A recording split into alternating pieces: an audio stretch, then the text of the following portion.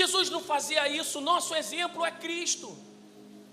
Muitas das pessoas que te bajulam estão doidas para te derrubar, têm inveja de você e te bajulam para esconder a sua debilidade no caráter, porque não tem nada absolutamente a oferecer, só bajulação. Diga para o seu irmão, deixa de ser bajulador, pelo amor de Deus. O problema é que alguns líderes gostam da bajulação, é por isso que se tornam líderes políticos. E todo líder que se torna muito político, ele começa a perder a essência. Porque um dia Saul, alguém que foi separado, não era aquele que Deus escolheu, mas foi separado, se tornou um grande político. Deus mandou matar, ele falou, não vou matar. Vou ter uma melhor ideia, vou pegar isso aqui, e vou ofertar a Deus. Só que Deus não queria. Se você se tornou um líder político dentro da sua igreja, que não tem coragem para botar os outros no banco, com medo de perder dízimo, com medo de perder a ovelha, você não é mais o líder na sua igreja. Quem é o líder é o Satanás.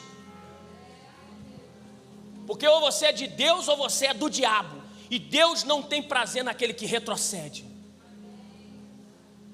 Poxa, pastor, mas você foi muito forte agora sim, porque quem permite rebelião é o Satanás. Ele conseguiu fazer 1/3 dos anjos se rebelar contra Deus. Tudo porque quis fazer politicagem, ele quis ser igual a Deus. A Bíblia diz que aquele que tem oportunidade para fazer o bem não faz, isso ele peca. Então se Deus mandou você disciplinar e você não faz, você está servindo a quem? Não a Deus, a você mesmo ou Satanás. Deus te chamou aqui porque você precisa colocar a sua igreja e a sua casa em ordem. Chega de bajuladores no seu ministério. Está na hora de ser um exemplo de líder e começar a disciplinar. Diga para o seu irmão, começa a passar a revisão todo o seu ministério. Não negocie a visão, ou é ou não é.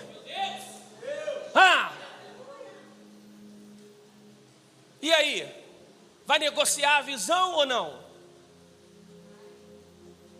Você tem que ter coragem. Você foi chamado por um Deus que tem coragem. Tem tanta coragem que Ele deu a vida por você.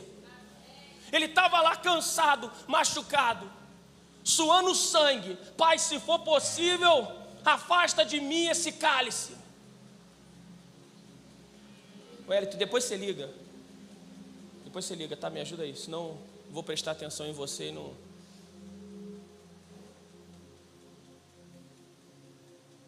Você tem que ter coragem. Jesus teve tanta coragem que Ele venceu o medo da morte.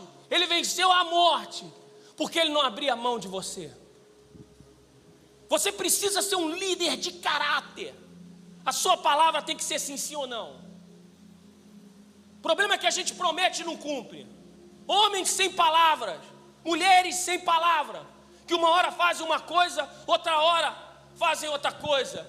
André, com que autoridade você fala isso? Com a autoridade dos profetas.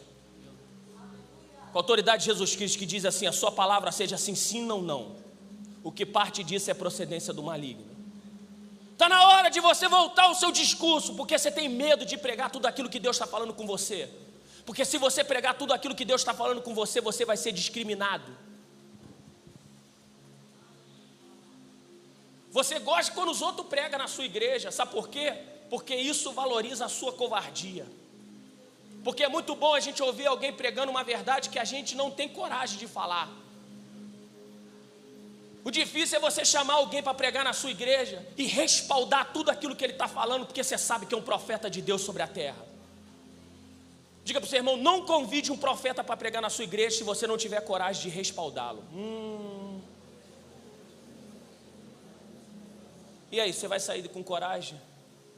Eu não estou falando de falta de educação, não. Senão você chega na sua igreja, você chega com a palavra dessa, você até se rebela. Teve um irmão que veio num congresso como esse, chegou na igreja e falou, eu vou pregar. Não. Até o profeta Natan soube como falar com Davi. Davi, vou te contar uma história.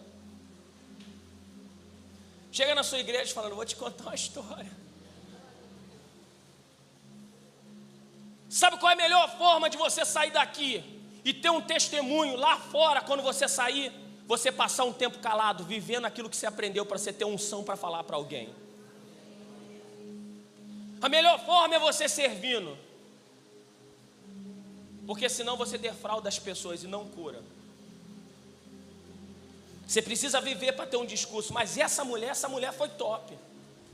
Essa mulher, pensa numa mulher top, que ao invés dela contar para alguém que nunca ia poder resolver o problema, sabe o que ela faz? Ela vai conversar com o profeta. A conversa dela com o profeta é uma conversa muito doida, te confesso que é doida. Porque ela começa a falar com o profeta, olha só, estou com problema, ele fala, o que eu vou fazer por você? Poxa, você foi procurar o pastor da sua igreja, falou, o que eu vou fazer por você? Parece até que ela acabou de contar a história e ele esqueceu. Essa é a diferença do cativo para o liberto. Porque o liberto ou o libertador, ele fala sobre a cura, o cativo fala sobre a dor. O cativo sempre conversa com a gente, pode contar, sempre fala no ano de 1984, eu era assim, porque me ofenderam, eu era assim, eu tenho esse problema, eu sou assim, não é? O cativo está sempre assim, tem um sentimento de comiseração, não é isso? Coitadinho, eu não posso, gente miserável, eu não posso, eu não tenho. Diga para o seu irmão, se Deus está te dando tudo, por que você insiste em mentir só para ficar ganhando oferta? Tem gente que é assim, nunca fiz isso, irmãos. Tem gente que conta história triste, aleluia, para motivar o coração dos outros, uma geração de pedintes. Diga para o seu irmão, deixa de ser pedinte, pelo amor de Deus. Não é? Quantas ovelhas você tem, bispo, que faz isso? Dá uma camisa. Irmão, pedir uma camisa às vezes é sufocamento. Eu nunca vi a terra pedir semente. A gente precisa entender isso. O profeta olha, imagina, você vai lá procurar o profeta olha para você e fala, o que eu vou fazer por você? Eu ia embora chateado. Às vezes a gente vai falar com o nosso líder acaba com a conversa. Eu me lembro uma vez, eu fui falar com o meu apóstolo, eu tinha pregado um louvor profético, cara, o céu tinha aberto, foi loucura, ninguém cambaleando, subindo na parede, né, Diego?